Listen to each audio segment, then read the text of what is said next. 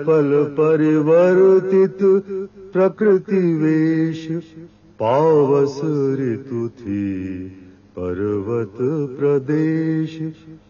मेखलाकार पर्वत अपार, अपने सहस्र दृग सुमन फाड़। अवलोक रहा है बार बार, नीचे जल में निज महाकार। जिसके चरणों में पला ताल, दर्पण सा फैला है विशाल। पावस ऋतु थी पर्वत प्रदेश। प्रकृति का सौंदर्य सदियों से मनुष्य को अपनी ओर खींचता रहा है। विशाल समुद्र, नदियां, पहाड़ और हिम से आच्छादित शिखर, इनके सौंदर्य से कौन ऐसा मनुष्य होगा जो मोहित न होगा। सौंदर्य के इसी विकट आकर्षण से अभिभूत होकर मनुष्य शहर के शोरगुल, धुएं तथा घुटन से भरी जिंदगी से दूर प्रकृति की गोद में आसरा पाने दौड़ पड़ता है। यात्राएं मनुष्य को सुकून देती हैं। वो तरह तरह के लोगों के संपर्क में आता है, अतीत के स्मारकों को देखकर उनसे रिश्ता जोड़ता है। राजनीति, साहित्य और समाज को नई दिशा देने वाले महान लोगों से जुड़ी स्मृतियों से साक्षात्कार करने का अवसर पाता है। इससे उसे भी कुछ नया करने, कुछ अच्छा करने की प्रेरणा मिलती है। लेकिन सबके लिए सब जगह की यात्राएं करना संभव नहीं होता। न ही सबके पास वो दृष्टि होती है जो एक कवि या कलाकार के पास होती है। अपनी जानी पहचानी जगह का भी वर्णन जब हम किसी लेखक की कलम से पढ़ते हैं तो यात्रा जैसा ही अपूर्व अनुभव होता है। यात्रा वृतांत लिखने के लिए यह जरूरी है कि आप भी अपने में वो क्षमताएं विकसित करें जो एक लेखक में होती हैं। यात्रा पर जाने से पहले आपको उस जगह के बारे में पर्याप्त जानकारी हासिल करनी चाहिए। इसके लिए किताबें पढ़ें, संबंधित सरकारी दस्तावेजों का अध्ययन करें। आपसे पहले जिन्होंने उस क्षेत्र की यात्राएं की हैं, अगर उनके संस्मरण उपलब्ध हों तो वो पढ़ें। इससे आपको उस क्षेत्र की जलवायु, लोगों के सामाजिक और सांस्कृतिक जीवन के बारे में कई जानकारियां मिलेंगी। लोगों की आर्थिक दशा का पता चलेगा। ये सभी बातें आपकी यात्रा में मददगार साबित होंगी। बेहतर यह होगा कि आप खास बातों को अपनी डायरी में नोट कर लें। ये डायरी आप यात्रा में भी अपने साथ रखें और उसमें अपने रोज के अनुभवों को लिपिबद्ध करें। यात्रा के दौरान ये डायरी आपके लिए मार्ग निर्देशक का काम करती है। यात्रा में आप हर रोज रात को सोने से पहले डायरी अवश्य लिखें। उसमें पूरे दिन की यात्रा की खास बातें लिख लें। रास्ते में यदि कहीं आपको जरूरी जानकारी मिले तो डायरी में उन्हें उसी समय नोट कर लेना चाहिए ताकि बाद में आप भूल न जाएं। जरूरी नहीं कि आप उसी समय पूरा विवरण लिखें, केवल संकेत से भी काम चल सकता है। बाद में याददाश्त के आधार पर उसका विस्तार से विवरण नोट कर लें। यात्रा पर रवाना होने से पहले आपके सामने यह साफ होना चाहिए कि आपकी यात्रा का उद्देश्य क्या है। आपकी सारी तैयारी इसी उद्देश्य से तय होगी। केवल मौज मस्ती के लिए की जाने वाली यात्राएं यात्रा वृतांत के लिए उपयुक्त नहीं है। न ही ऐसा व्यक्ति उत्कृष्ट यात्रा वृतांत लिख सकता है। किसी अच्छे उद्देश्य से प्रेरित यात्रा पर आधारित यात्रा लेखन पाठकों को स्वीकार्य होता है। यात्रा पर आप साथ में जितना कम सामान रखेंगे उतना ही अच्छा है। हल्का सामान आप आसानी से उठा सकते हैं, कहीं भी रख सकते हैं। हां, यह अवश्य है कि सर्दी से बचाव के लिए कुछ गर्म कपड़े साथ में ले लें, कुछ जरूरी दवाइयां और टॉर्च भी। यात्रा में कैमरा साथ हो तो बहुत अच्छा है। आजकल पत्र पत्रिकाएं यात्रा लेख के साथ गंतव्य स्थल के चित्र अवश्य प्रकाशित करती हैं। अगर आपके पास कैमरा होगा तो कुछ ऐसे दृश्यों को अपने कैमरे में कैद कर सकते हैं जिन्हें यात्रा वृत्तांत के साथ देना चाहेंगे। यात्रा लेखक को थोड़ी बहुत फोटोग्राफी सीख लेनी चाहिए। आप इसे यात्रा के दौरान अपना प्रिय साथी पाएंगे। यात्रा लेखक में सक्षम अवलोकन क्षमता होनी चाहिए। जिन चीजों पर आम आदमी की दृष्टि नहीं जाती, उस पर लेखक की दृष्टि चली जाती है। वैसे कहा भी गया है, जहां न जाए रवि वहां पहुंचे कवि। यात्रा लेखक को मिलनसार होना चाहिए। आम आदमियों के साथ घुलने मिलने का गुण होना चाहिए। लोगों से संपर्क करने, उनसे बातचीत करके जानकारी हासिल करने की क्षमता होनी चाहिए। यात्रा लेखक में गहरी संवेदनशीलता होनी चाहिए। प्रकृति के सौंदर्य के प्रति गहरा लगाव होना चाहिए। प्रकृति के अलग अलग रूपों को देखने, जानने और उनसे जुड़ने की इच्छा होनी चाहिए। इन बातों के साथ साथ यह भी जरूरी है कि यात्रा लेखक में देखे हुए को शब्दों में व्यक्त करने की प्रतिभा होनी चाहिए। जिस जगह की आप यात्रा करने जा रहे हो, वहां के बारे में ज्यादा से ज्यादा जानकारी हासिल कर लें।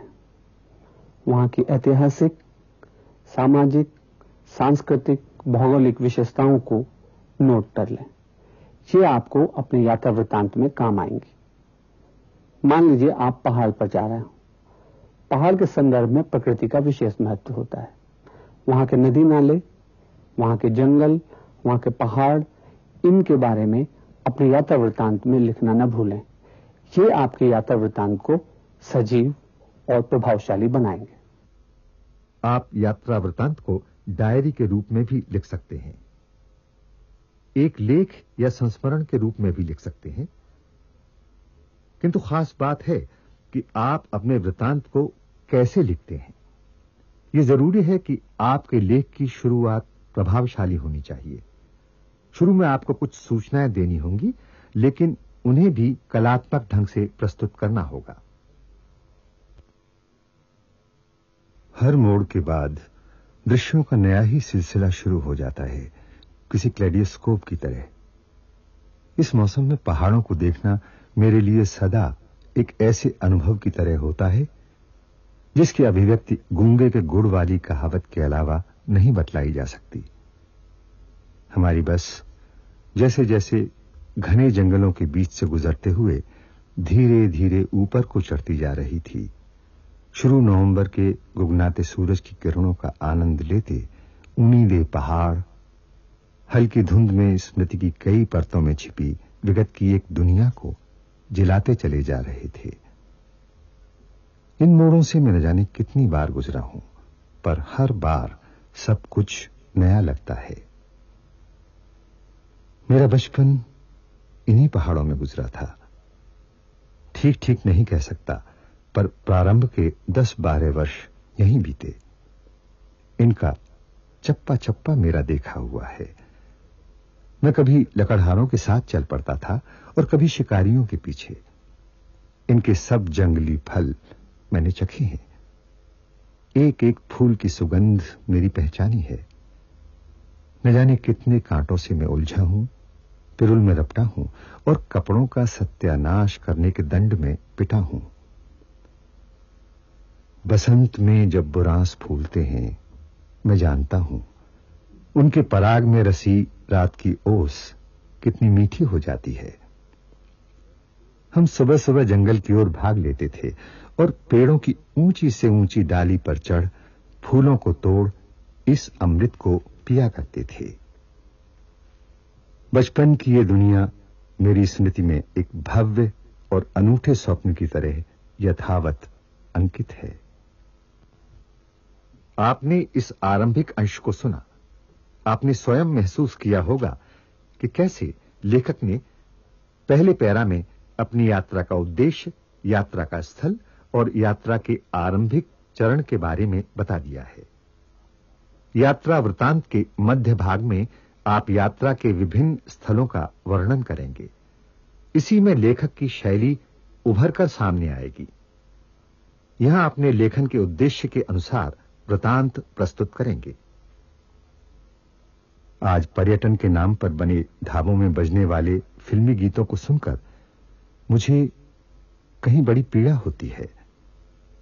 इलेक्ट्रॉनिक संगीत यंत्रों का शोर किसी दैत्य की तरह हमारा पीछा करता फिरता है। मैं अक्सर सोचता हूं, क्या पर्यटकों का मन संगीत के नाम पर होने वाले इस बेहूदे शोर से भरता नहीं होगा? वे क्यों नहीं यहां का प्राकृतिक संगीत सुन पाते? हवा की ताल पर गाते पत्तों की आवाज, पक्षियों का चहचहाना, नदी का बहना, क्या इससे बड़ा कोई संगीत हो सकता है? असल में इस संगीत को सुनने के लिए थोड़ा प्रयत्न करना होता है।